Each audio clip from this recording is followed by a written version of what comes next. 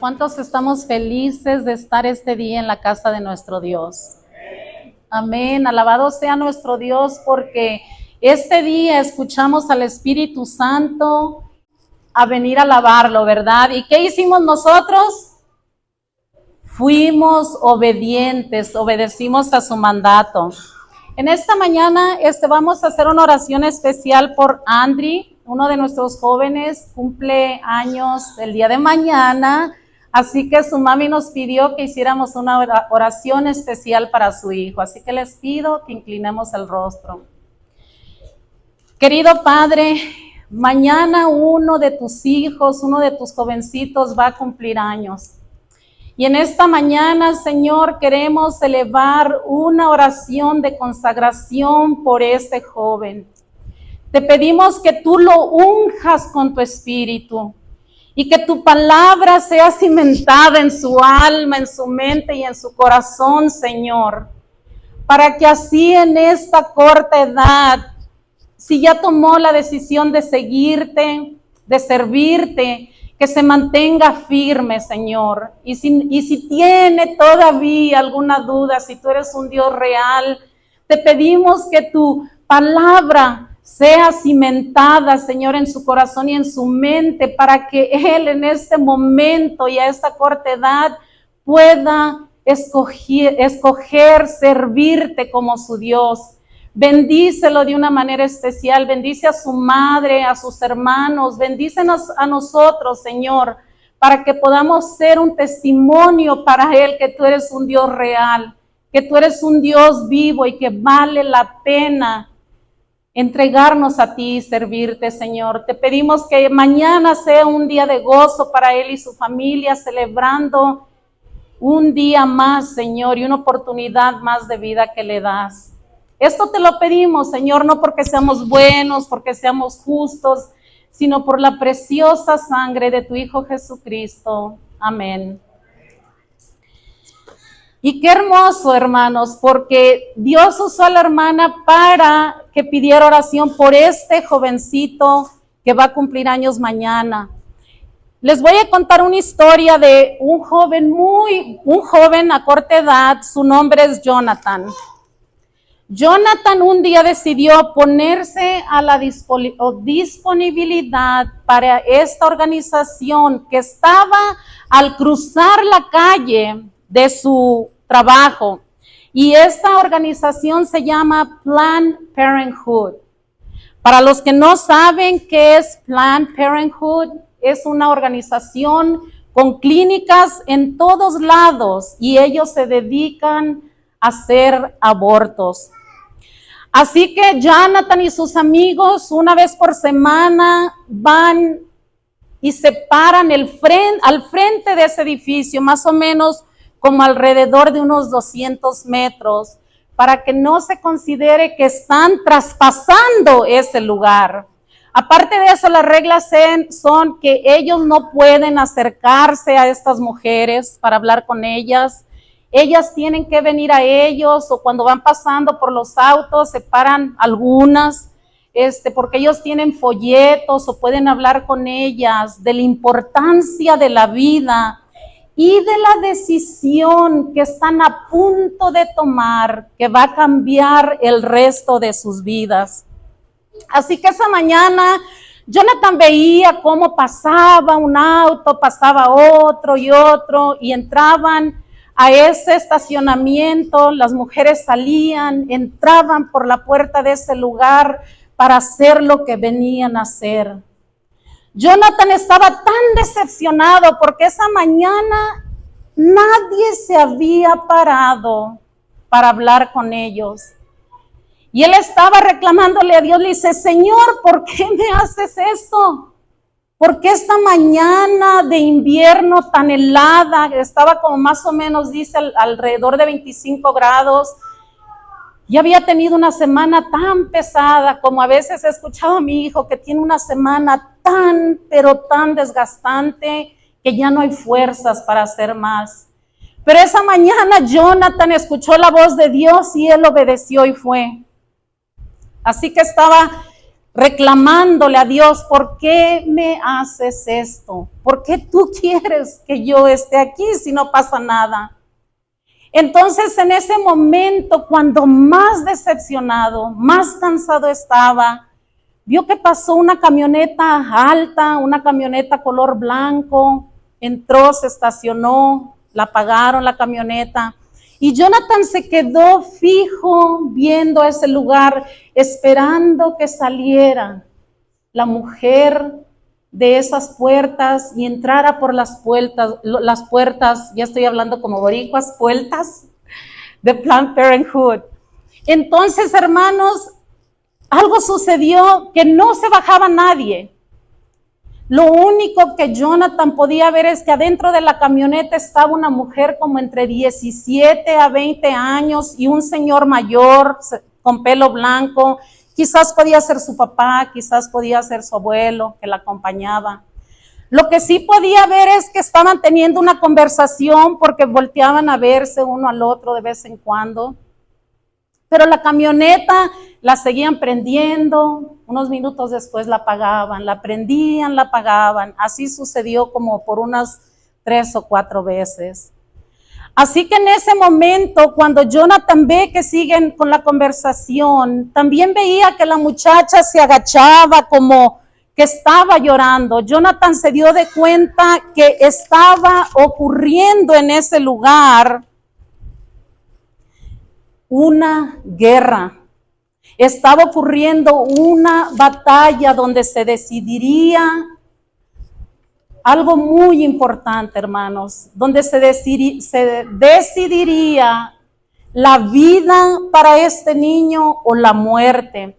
Así que Jonathan dijo, todo depende de un hilo y yo puedo ser más efectivo aquí donde estoy que si estuviera enfrente de ella.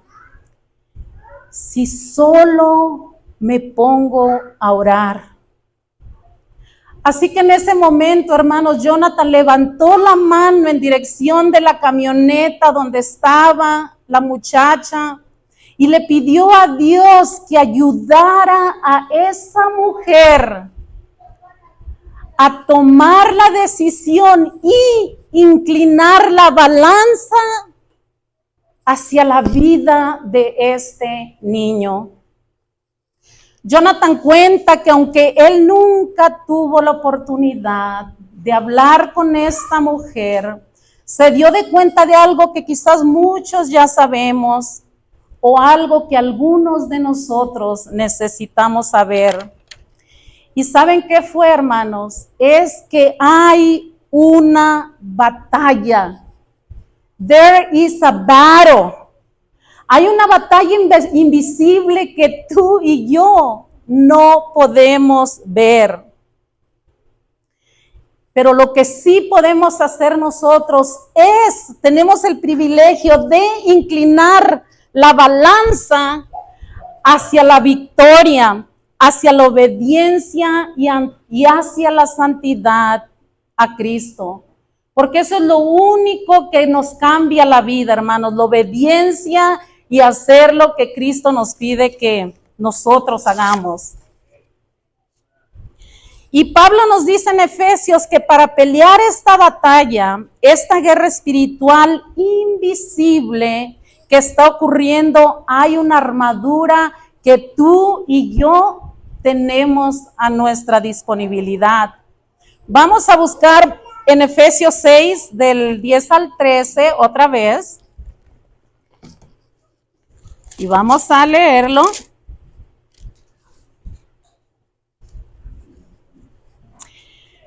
Dice, por lo demás, hermanos míos, fortaleceos en el Señor y su fuerza poderosa.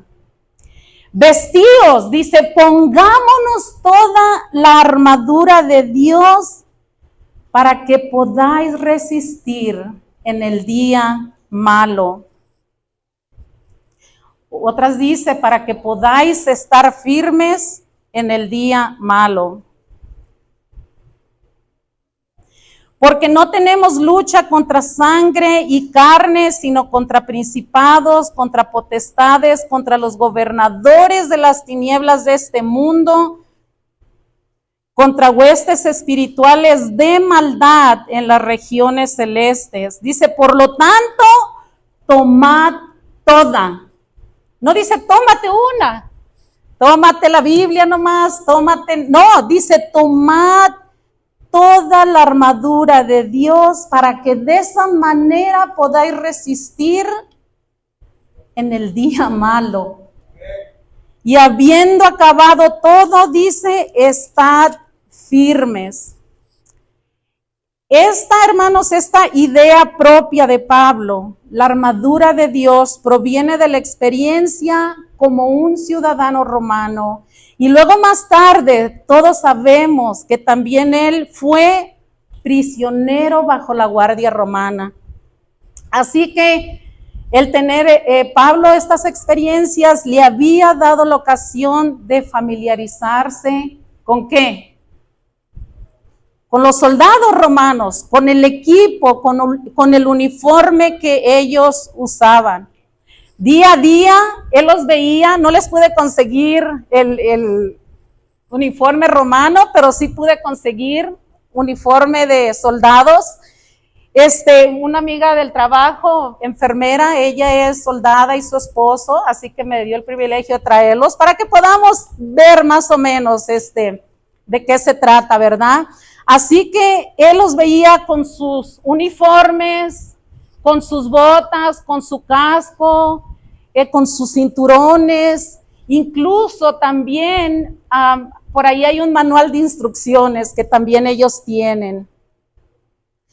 ¿Y qué es lo que tenía todo esto? Todo lo que Pablo les decía, pónganse las botas, necesitan un cinturón, necesitan un uniforme, necesitan una coraza. ¿Para qué era todo eso, hermanos? Era para protegerlos contra las acechanzas del enemigo. Así que Pablo sabía exactamente, porque él tenía esa oportunidad de observarlos, cómo ellos actuaban. Sabía que un pelotón militar actuaba, reaccionaba con una agilidad y una rapidez cuando era necesario.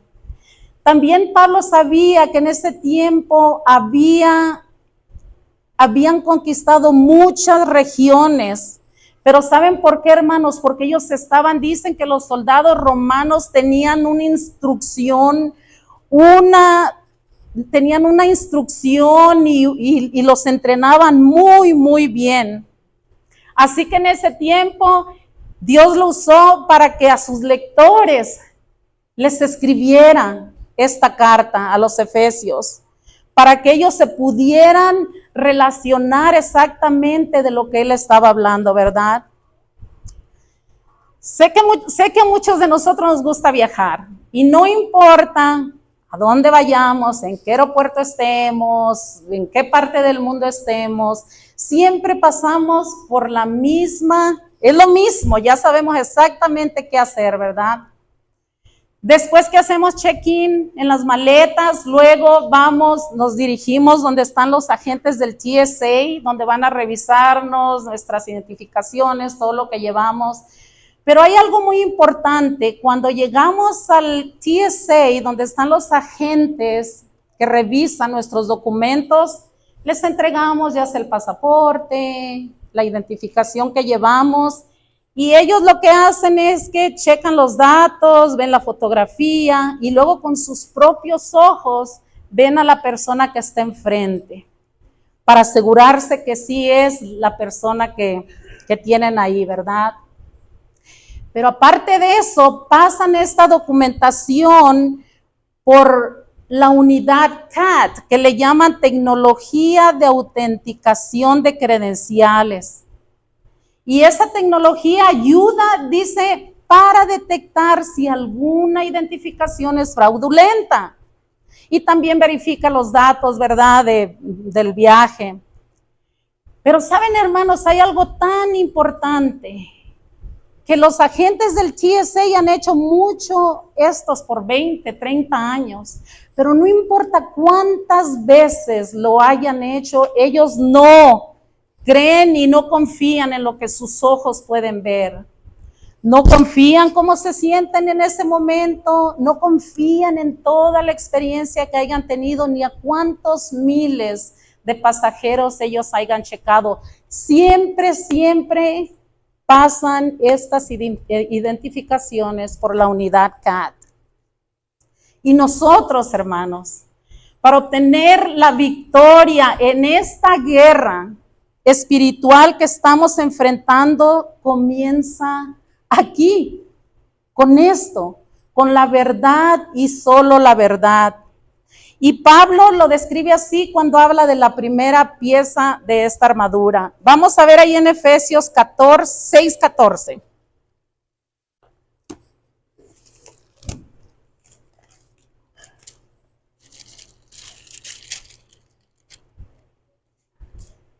¿Qué dice? Dice, estad pues firmes, ceñid, dice, vuestra cintura con la verdad.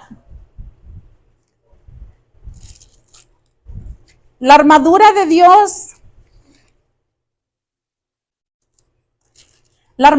Dios, empieza con el cinturón de la verdad, hermanos. ¿Por qué es tan importante no solo conocerla, sino que dice, vestíos, póngansela, úsenla?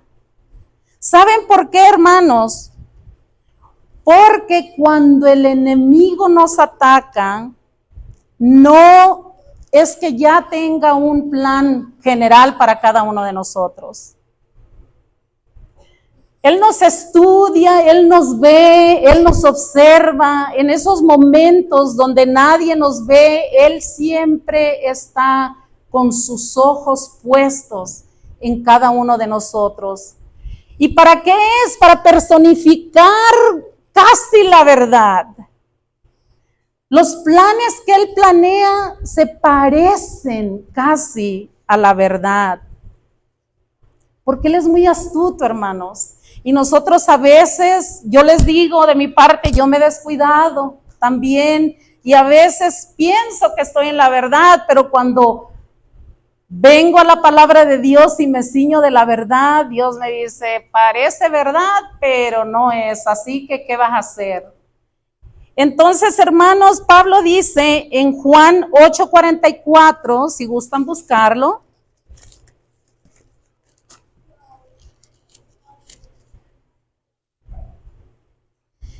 dice, vosotros sois de vuestro padre el diablo y los deseos de vuestro padre queréis hacer. Él ha sido homicida desde el principio y no ha permanecido en la verdad. Porque no hay, dice, verdad en él.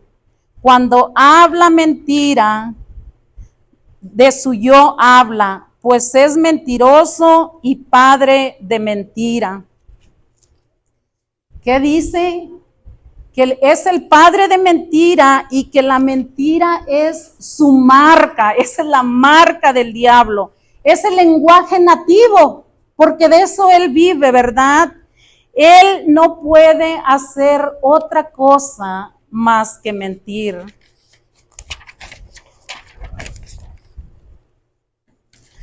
Así que por eso, hermanos, el soldado romano mantenía su túnica interior en su sitio y también protegía, dice, protegía parte del cuerpo. Porque luego él iba a usar la coraza y llevaba un equipo tan pesado que pesaba alrededor de 70 libras. Y este cinturón que él usaba lo ayudaba a mantenerse erguido y fuerte, porque él iba a estar de pie todo el día. Y eso, hermanos, es exactamente lo que hace el cinturón de la verdad. Nos mantiene erguidos, nos da estabilidad y nos mantiene firmes. Cuando llega el enemigo con sus artimañas, nos mantenemos firmes, ¿verdad? Porque hay cosas que parecen verdad y parecen correctas y casi suenan correctas. Y no sé si les ha pasado, pero también a veces cuando hablamos unos con los otros decimos, espérate, es que casi está diciendo la verdad. Pero cuando nosotros vamos a la palabra de Dios, nos damos de cuenta que no es así, hermanos.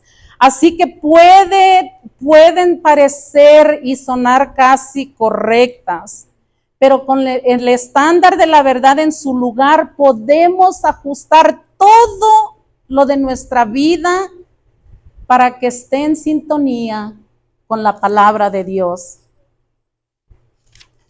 Vamos a pasar, ya el tiempo se nos va muy rápido, ¿verdad?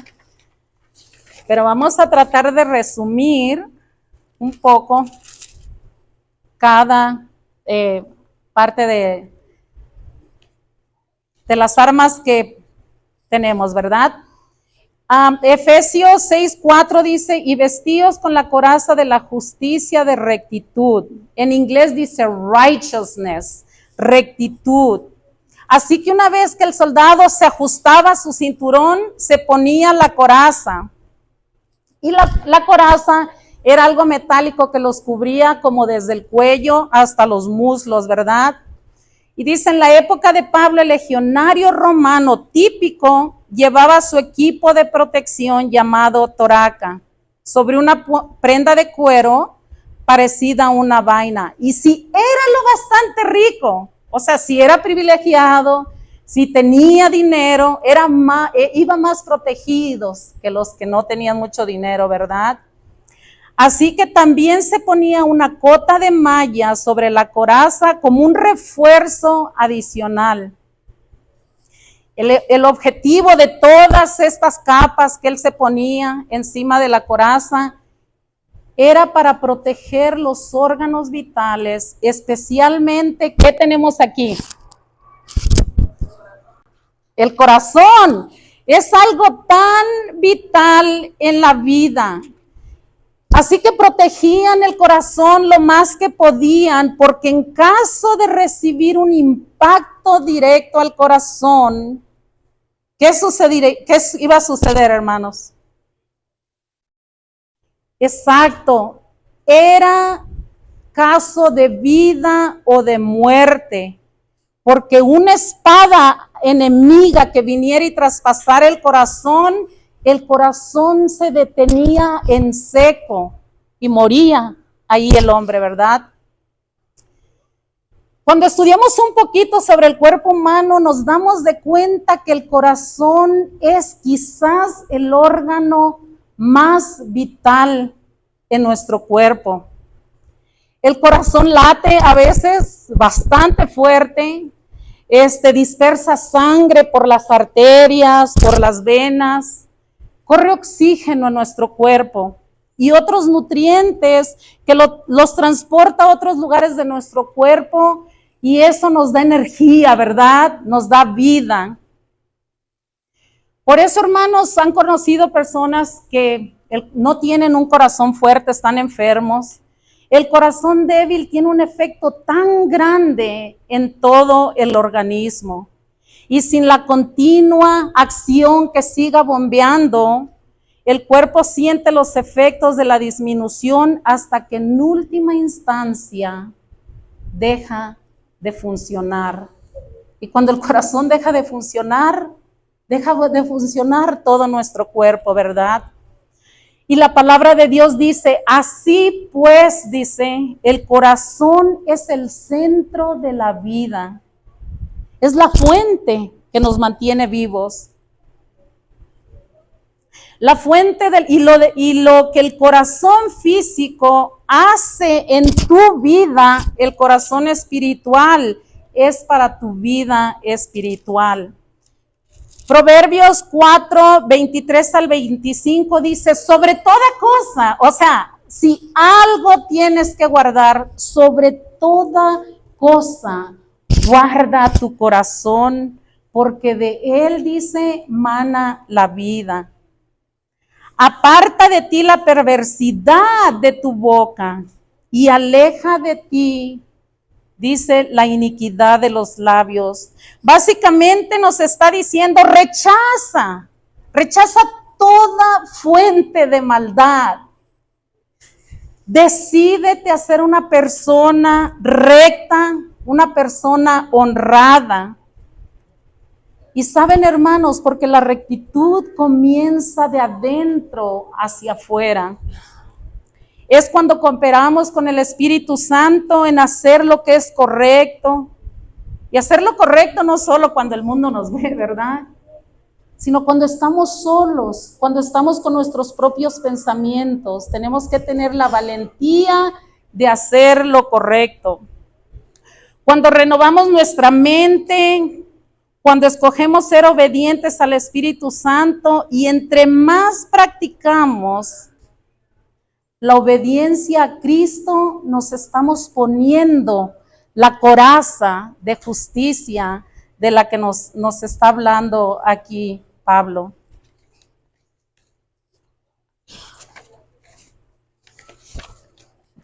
Y claro, Pablo no podía pasar por alto algo tan importante, ¿verdad? Así que después que él de destacar el cinturón y la coraza, Pablo llamó la atención a algo muy especial. ¿Qué eran? El calzado, los zapatos. No nos hemos dado cuenta que cuando no traemos un zapato cómodo no funcionamos, ¿verdad? Así que Pablo llamó la atención sobre el calzado, que era distintivo a todos los otros zapatos que usaba la gente normal y común. Según los historiadores dicen que el calzado de ese tiempo de los soldados romanos era mitad bota y mitad sandalia. Y dice que el calzado de ellos tenía unos clavos. Es como unos estaban tachonadas con unos clavos que para que cuando ellos avanzaran, dependiendo, no importa cualquier tipo de terreno o incluso para estar parados, ellos se mantuvieran bien firmes al suelo, que los mantuviera seguros y los mantuviera estable. En la posición que estaban, ya sea estar ahí de guardia o avanzar en contra del enemigo. Porque en ese tiempo, hermanos, las luchas eran cuerpo a cuerpo, ¿verdad? No eran como las de estos tiempos. Así que en primera de Juan 2:26 Jesús dijo: mis ovejas oyen mi voz y ellas me siguen. Satanás tratará de poner obstáculos en el camino. Y yo creo que los que estamos vivos, estamos aquí, nos hemos dado de cuenta que los hemos tenido, y a veces han sido muchos, hermanos.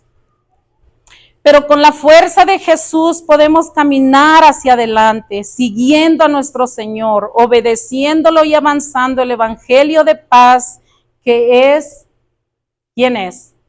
Jesucristo, ¿verdad? Él es el único que nos da paz.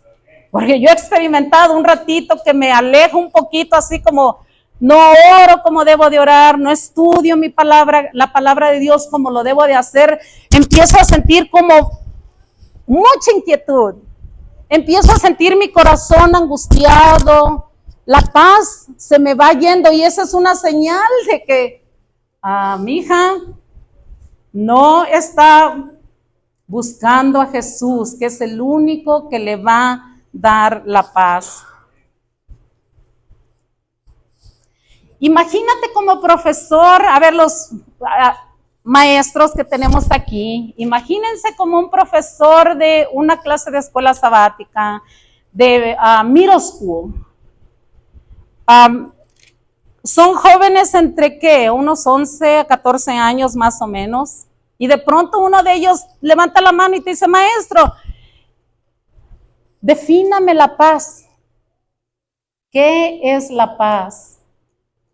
¿Cómo le contestarías para darle una explicación a un jovencito de esta edad? Horatio, lo vamos a llamar en esta mañana Horacio. Horacio Spafford vivió en los años 1800. Fue un hombre muy poderoso, muy inteligente. Fue un empresario, un abogado muy exitoso. Pero algo tan hermoso de Horatio es que a En una edad muy temprana, muy joven, él decidió entregar su vida por completa a Cristo. Fue un hombre devoto a Dios. Contrajo matrimonio con Ana y fueron padres de un niño. Y este niño a los 4 años enfermó y murió. Meses más tarde vio evaporarse la mayoría y la mayor parte de sus posesiones en el gran incendio de Chicago que ocurrió en el 1871, donde murieron 300 personas. Y dice que 1/3 de la ciudad quedaron sin techo, quedaron sin hogar. Después, Horatio planeó un viaje para su familia a Europa, a Inglaterra, para pasar un momento juntos de quietud, ¿no? Pero cuando iban a viajar, él no pudo por situaciones de su negocio. Así que él lo que hizo, envió a su esposa, a sus 4 hijas en un barco francés y les dijo, hey, en unos días yo voy a llegar allá. Pero hermanos, resulta que cuando ellos iban de camino a Europa, el barco fue golpeado por un buque inglés. Y dice que en minutos, no pasaron minutos cuando ese barco se hundió completamente.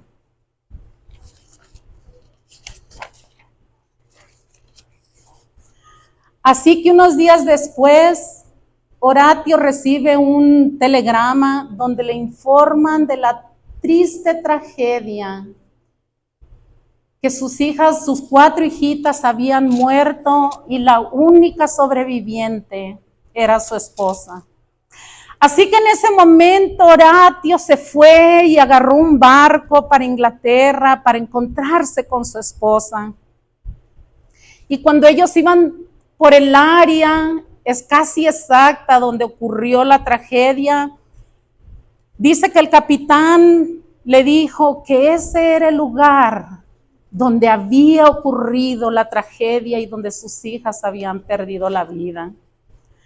Así que Horatio en ese momento dice que él corrió a su camarote y agarró un lápiz y un papel y empezó a escribir.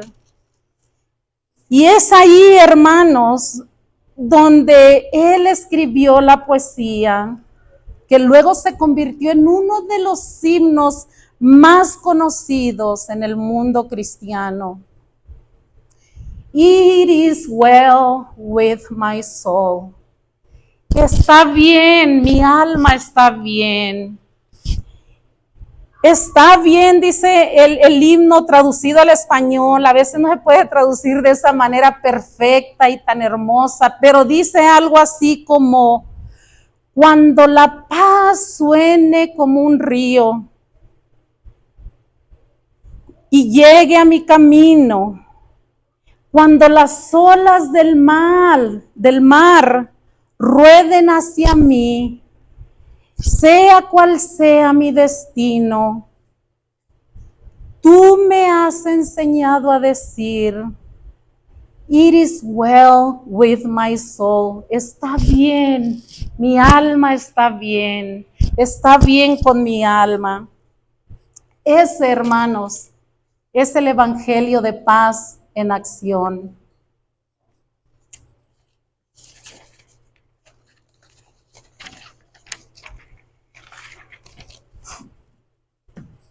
Vamos a buscar qué dice Efesios 6:16 sobre el escudo de la fe.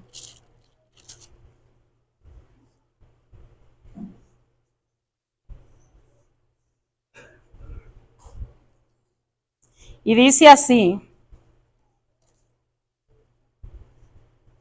sobre todo, dice, tomad el escudo de la fe con que podáis apagar todos los dardos de fuego del maligno. Ya hemos escuchado un poquito sobre lo que era cómo se manejaba los soldados romanos, ¿verdad? Y dice que el ejército romano del primer siglo fue el más avanzado del mundo antiguo y su éxito se debía a que ningún otro ejército tenía una armadura tan perfecta, tan bien hecha. Como ya hemos escuchado, los soldados recibían entrenamiento exhaustivo en su formación, que dice que cuando ellos iban a la guerra a pelear, los hacía prácticamente impenetrables, infranqueables. Y cuando enlistamos las diferentes piezas de la armadura de Dios, Pablo dice, sobre todo, o sea, especialmente, principalmente, toma el escudo de la fe. ¿Qué dice? ¿Para qué? Para que podáis apagar los dardos de fuego. ¿De quién? Del enemigo, del maligno, ¿verdad? Así que cuando Satanás ataca con dudas, ¿qué hace el dardo de la fe, hermanos? Exactamente, desvía los ataques, los rechaza, ¿verdad? Cuando vienen las tentaciones, las persecuciones del enemigo, la fe nos mantiene firmes en su voluntad. Somos capaces de enfrentar los fieros dardos del enemigo, porque sabemos que hemos creído en nosotros. No, porque hemos sido bien entrenados, bien equipados, porque hemos creído lo que dice la palabra de Dios, ¿verdad? Sabemos en quién hemos creído. Y la palabra de Dios dice que esta fe no es algo que viene de nosotros. Es un regalo de Dios para nosotros. Él nos da una medida de fe, dice Romanos, y después cada que nosotros caminamos con Él, ¿qué sucede con esa fe? Crece, se desarrolla, ¿verdad? Hasta que se convierte en una coraza. Y esta fue la experiencia de Pablo. Todos conocemos estos versículos donde dice que con Cristo estoy juntamente crucificado y ya no vivo yo. Dice, vive Cristo en mí. Y lo que ahora vivo, dice, no lo vivo en la carne. Lo vivo en la fe del Hijo de Dios, el cual me amó y se entregó a mí mismo, por mí. Y al final de su vida, él declaró, dice, he peleado. O sea, he peleado, me he tenido que fajar a pelear esta batalla. He terminado la carrera de la fe. Lo que Pablo nos está enseñando, hermanos, es que esta fe no es solo hablar, no es solo la tengo aquí, no es solo conocer la fe en Cristo. Esta fe es un proceso que yo tengo que hacer, que tú tienes que hacer. Y esa es de adaptar nuestro comportamiento, nuestra vida, nuestras decisiones y en última instancia todo nuestro estilo de vida para que concuerde con lo que es ¿quién? Con lo que es Dios, hermanos. Esa es la vida que nosotros debemos de vivir.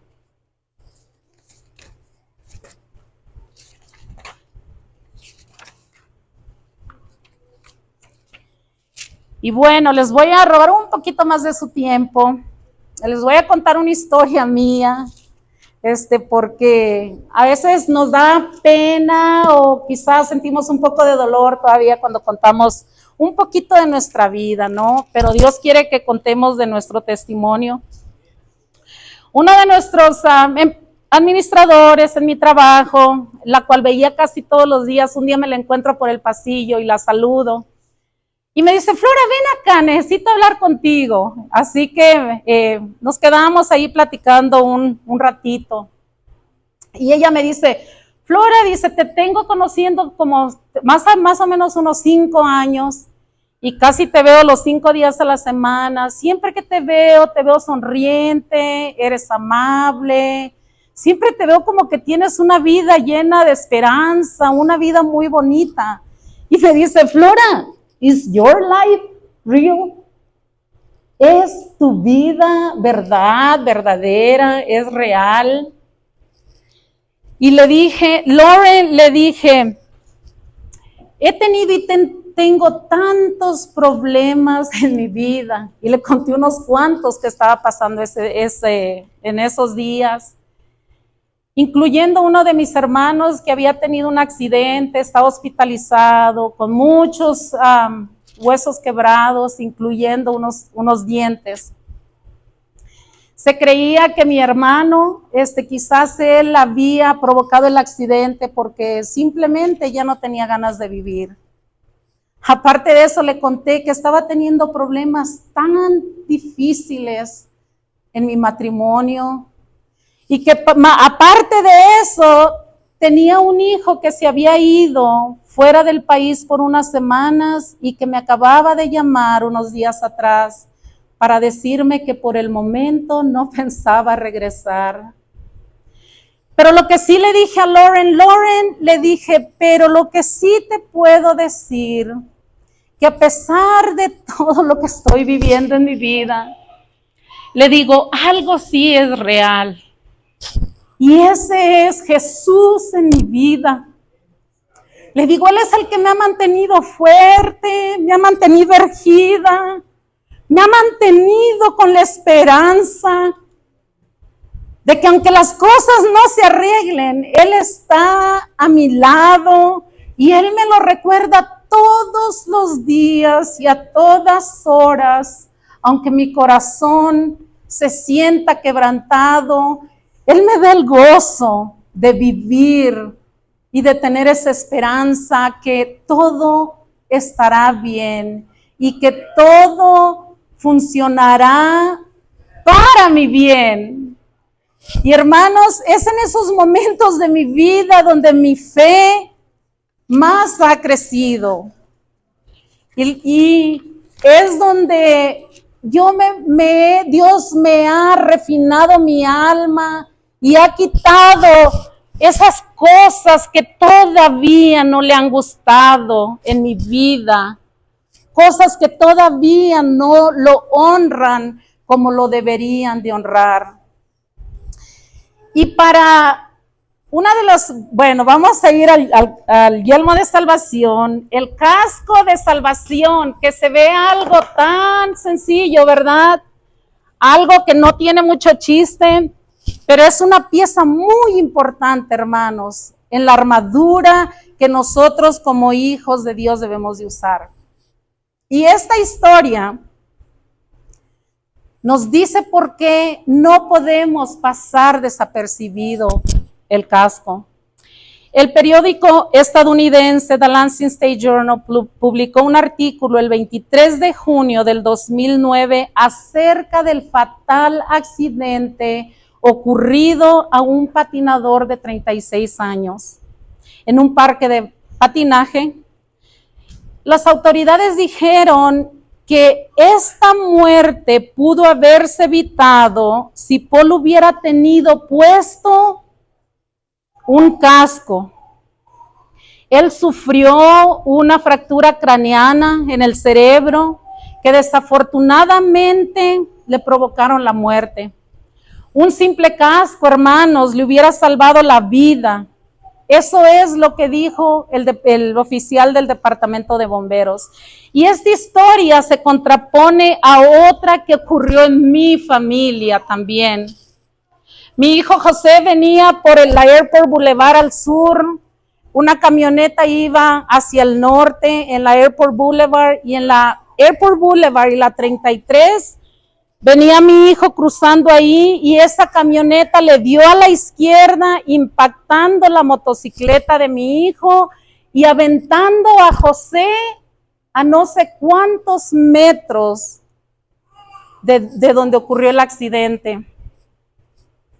Esa noche mi esposo y yo nos habíamos ido a acostar, timbró el teléfono y nomás se oía una señora que decía, "Your son had an accident and he's been rushed to University Hospital."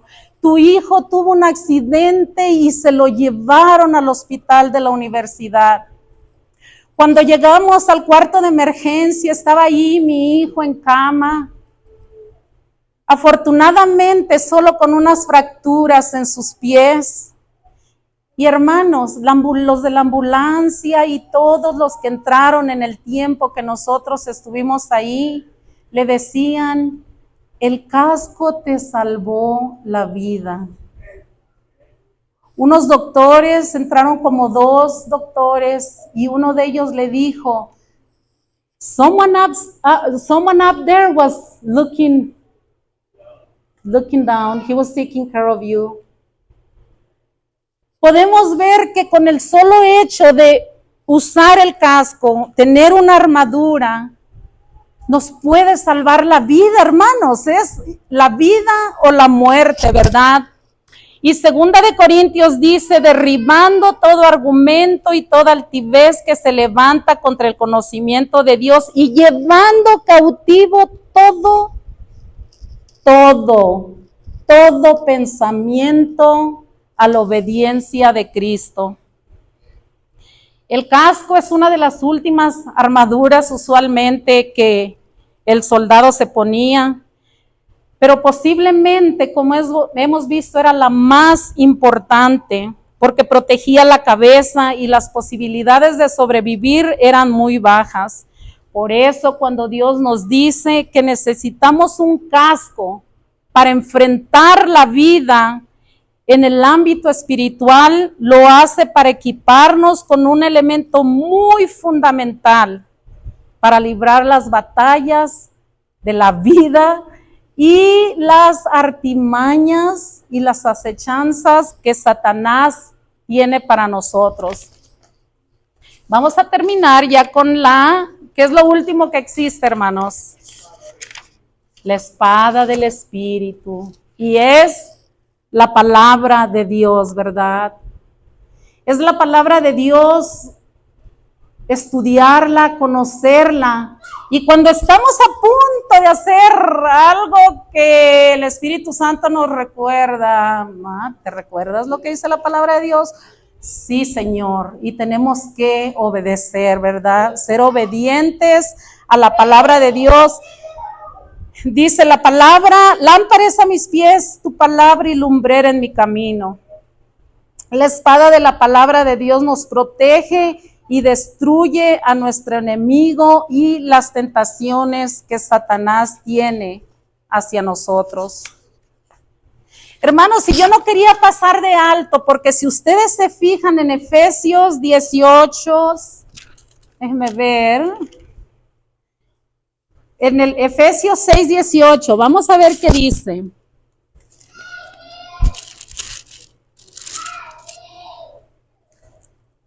Dice, orad en todo tiempo con toda oración y súplica en el Espíritu y velad en ello con toda perseverancia y súplica por todos los santos.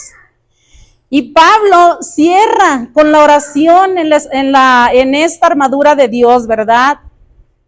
Porque aun cuando estamos vestidos con toda la armadura de Dios, tenemos que orar. Hemos visto el día de hoy que todas las piezas de la armadura se encuentran en que una relación con ¿quién? Exacto. Todo este equipo para que nos funcione, ¿qué tenemos que hacer? Agarrarlo, ponérnoslo, vestirlo. Y después que hacemos todo esto, tenemos que orar. Hermanos, la armadura de Dios está a nuestra disposición. Solo tenemos que echar mano de ella. Porque solo de esa manera vamos a poder ganar la batalla que se ha levantado en contra de nosotros, los hijos de Dios. Así que si queremos queremos encontrarnos con ese Dios al que le cantamos por las mañanas, con ese Dios en el que nos arrodillamos, platicamos todo el día, tenemos que ponernos su armadura. Tenemos que usarla para que nos mantengamos firmes ante las acechanzas del diablo. Así que les invito a que nos levantemos para cantar nuestro último canto.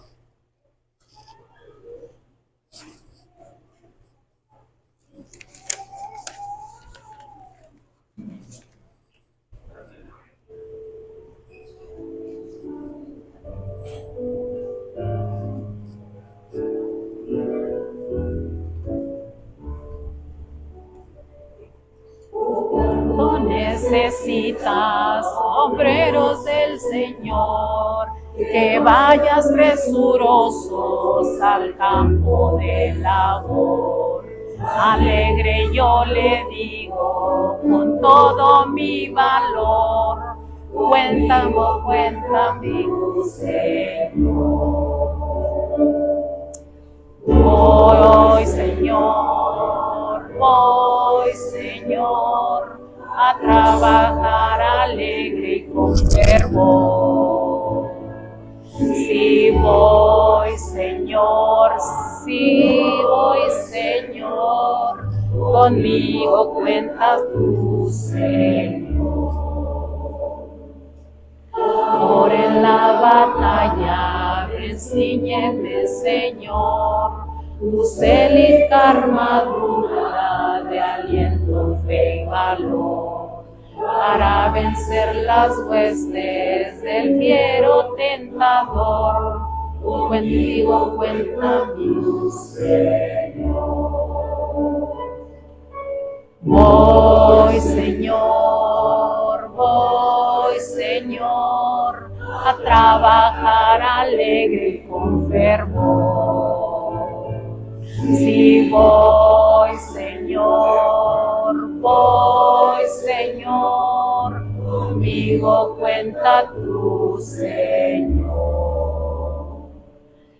La carga la soporta la pobre humanidad, con todos mis esfuerzos yo debo aliviar. A salvar las almas, doquier me toque estar, conmigo cuenta tú, Señor. Voy, Señor, a trabajar alegre y con fervor. Sí, voy, Señor, conmigo cuenta tú, Señor. Amén. Oh Padre Santo, en esta mañana estamos aquí ante tu presencia, Señor.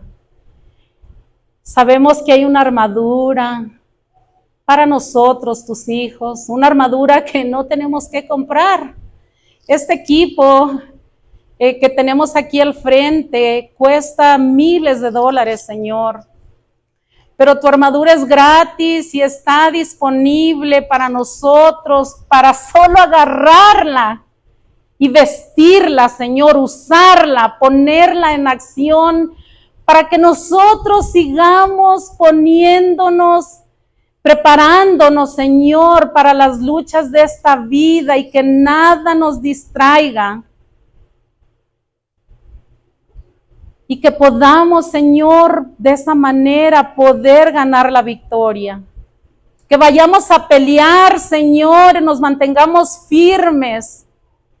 Nosotros como hijos tuyos, para poder llevar el evangelio de paz, que es Jesucristo, a un mundo que está muriendo de dolor, Señor.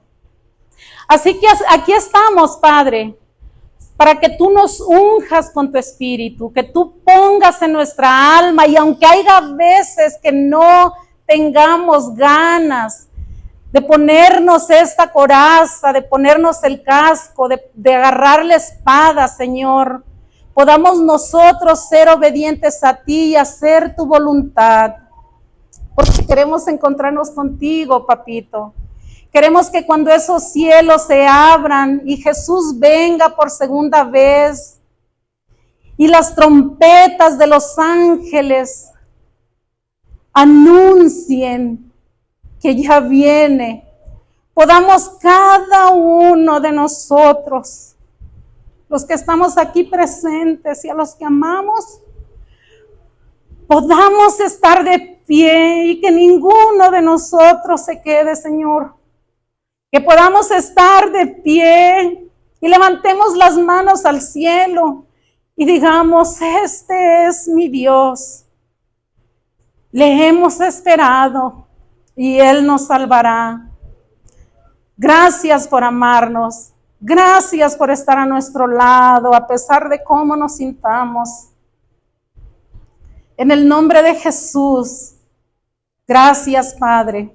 Amén.